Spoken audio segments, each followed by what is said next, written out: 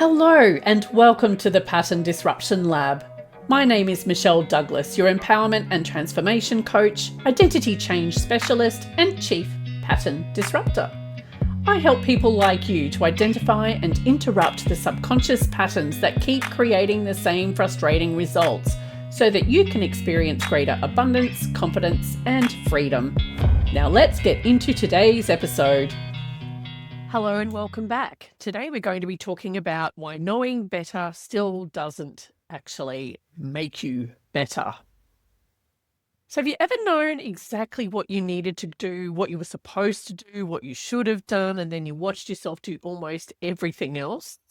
You know you need to send the email.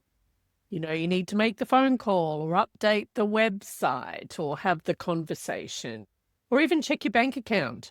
Or post the video, set the boundary, and suddenly cleaning the fridge door seals feels deeply important. Or counting out your paper clips, one or the other. And you're not confused and you're not short on information. You know what to do. But why are you still not doing it? And that's what we're going to be talking about today. So because knowing what to do and consistently doing it are not always controlled by the same part of you, this is where your problem lies. Your conscious mind can make a perfectly sensible plan. Meanwhile, your subconscious mind may be hiding in the corner wearing a bike helmet and whispering, "I don't like where this is going." So knowing happens consciously. Your conscious mind is a part of you that learns, that plans, that reasons, and that sets goals. It reads the books. It listens to the podcasts. It signs up for the courses. It makes detailed lists containing words such as launch, exercise, budget, become wildly successful, and it can see the logical connection between an action and a desired outcome. For example, you know that becoming more visible could help you to attract more clients. You know that checking your finances regularly could help you to feel more in control.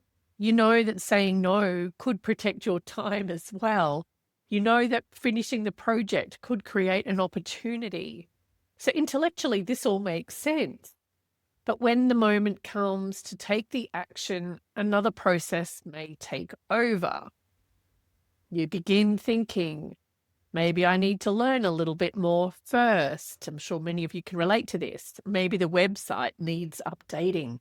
I don't know how many clients I've said, nobody cares about the website as long as the information's there. It doesn't have to be all pretty. Some people think maybe I should rethink my business model. I've done that myself. Maybe I should wait until I feel more confident. Maybe Mercury is doing something suspicious again. This is the difference between conscious knowledge and automatic behavior. So conscious knowledge says, this is what I should do. Automatic behavior says, this is what we would normally do when something feels uncomfortable, which is usually quite different. Automatic behavior is also often faster. So more information can become avoidance. So learning is valuable. I'm not suggesting we all stop reading and charge confidently into life with no idea what we're doing. There's none of that. That would be less personal development and more unsupervised chaos, and we don't want that. So there comes a point, though, where collecting more information can become another way of postponing action.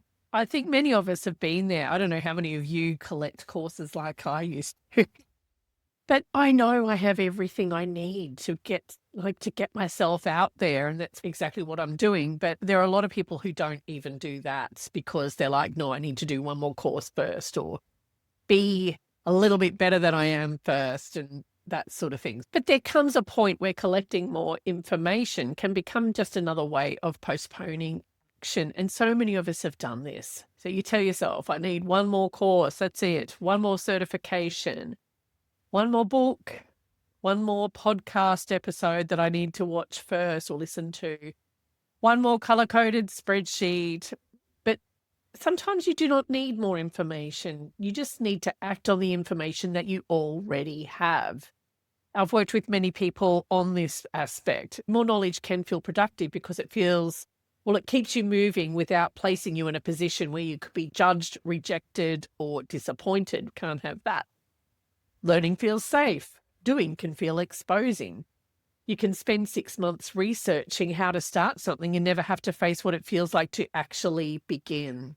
You can study pricing without raising your prices. You can learn about boundaries without actually setting one. You can learn about confidence while remaining safely invisible. At some point, information stops being preparation and starts becoming a very well-dressed version of avoidance. And your identity influences behavior. So one reason knowledge does not always lead to action is that behavior is strongly influenced by your identity. Identity is your internal sense of who you are.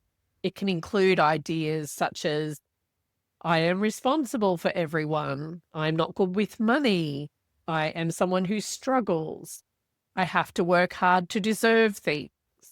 I cannot cope with pressure. I'm safer when I stay unnoticed.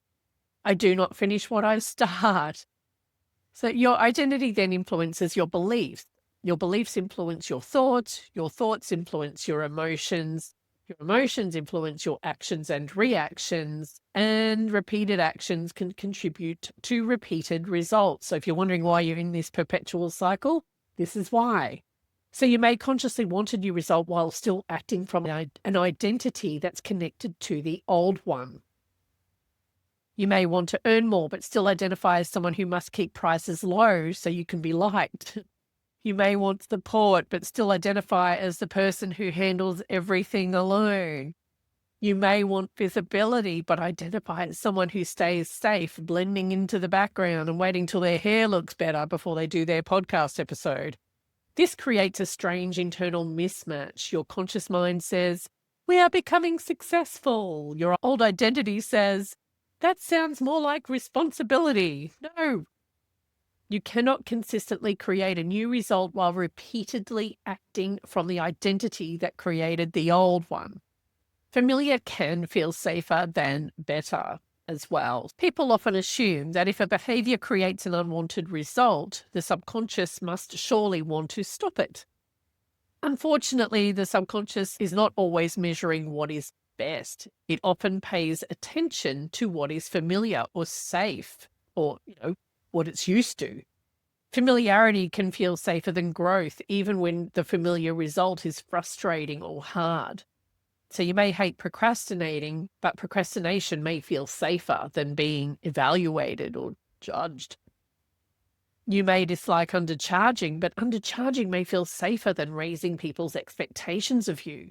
You may resent people-pleasing, but saying yes may feel safer than facing someone's disappointment. And you may want to become visible, but hiding may feel safer than criticism. The behavior is not necessarily logical. It may be protective, and that does not mean it is helping you. It means part of you may believe this is preventing something that could possibly be worse. And this is why so many people stay in relationships that aren't all that great, because it's perceived to be safer than the unknown. Like, what if you step out of the frying pan and into the fire, right? So there's a hidden protection behind common patterns. So we'll look at a few examples. So procrastination, it's often treated as a time management issue. Sometimes it is.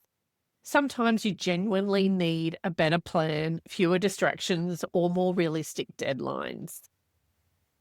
But sometimes procrastination protects you from completing the task, because once you complete it, you can be judged, or it can be judged, whatever it is you're doing. You can succeed, you can fail, it can lead to more work. Keeping it unfinished allows it to remain full of potential. You can't fail at the book you never finish, apparently. But what's also annoying is that you can't publish it if it's not finished. The next one's undercharging. So you know your work has value. You know your prices are too low. You may know you feel resentful every time you deliver far more than you are being paid for. And I know people who've done this in their jobs. But raising your prices may represent something emotionally. It may mean someone could say no. It may mean you need to stand behind your value. So it puts a bit of pressure on you there. And it may mean clients expect more.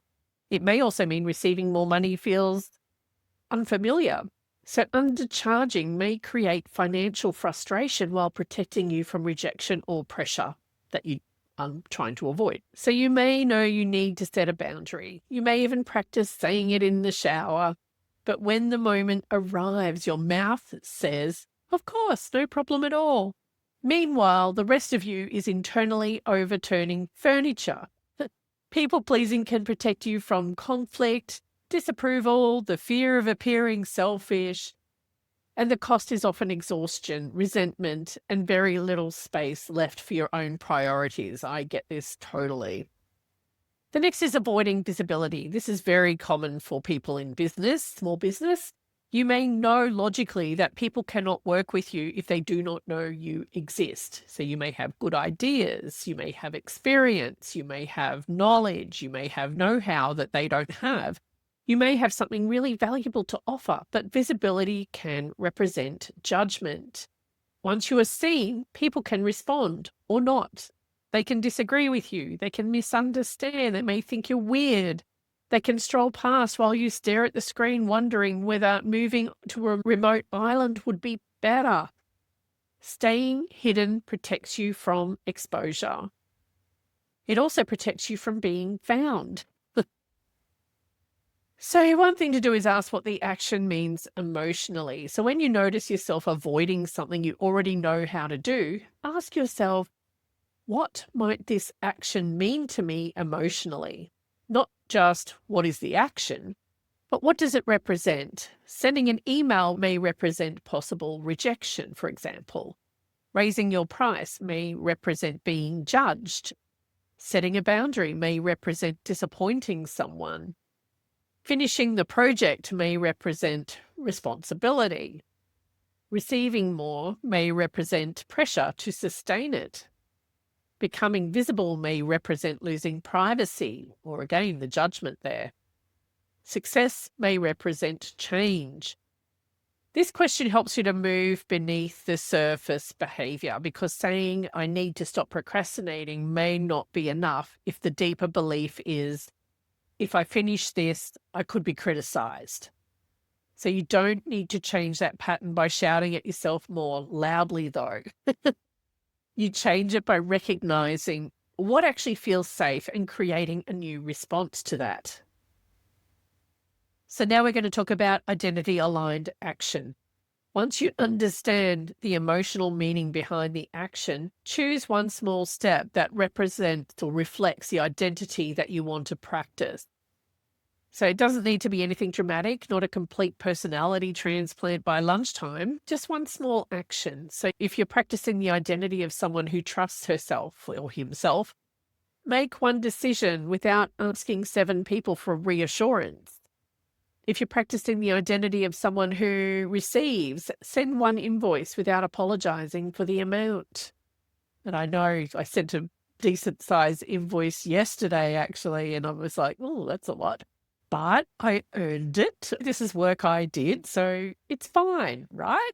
If you're practicing the identity of someone who values her time or his time, pause before automatically saying yes to anything. If you're practicing the identity of someone who is visible, share one useful idea before it feels perfect. Exhibit A. If you're practicing the identity of someone who takes care of their finances, open their bank account and look at the numbers without disappearing into a shame spiral. The purpose of the action is not only the immediate result. It creates evidence. Evidence tells your subconscious, I did this and I handled it. I said no, and the world continued to rotate. Oh my God. I posted the video and nobody arrived with pitchforks and torches. I made the decision and I survived, not asking what everyone thought. Small identity-aligned actions help make new responses more familiar. And what becomes familiar can begin to feel safer. So where do you begin? Well, you may not need more advice. You may not need to identify the pattern that takes over when it's time to act. The Hidden Pattern Toolkit helps you to slow the process down, recognize what's driving the automatic response, and choose a practical pattern interrupt. It is designed for those moments when you know what you want to do, but another part of you keeps grabbing the steering wheel. You can explore the Hidden Pattern Toolkit at empoweredlifeprograms.com/toolkit. And before you finish this episode and immediately search for another one to listen to, choose one action you already know you need to take. Make it small, make it specific, and take it within the next 24 hours. Your new identity does not need another lecture. It needs evidence. And you'll start to see that evidence within the next 2 to 3 days max. Sometimes you'll see the evidence within minutes in the form of feedback. Feedback is like little new experiences that happen in your physical reality. And you'll be like, that's different. That might be my feedback. So look out for the evidence. You never know. It might surprise you. See you next week.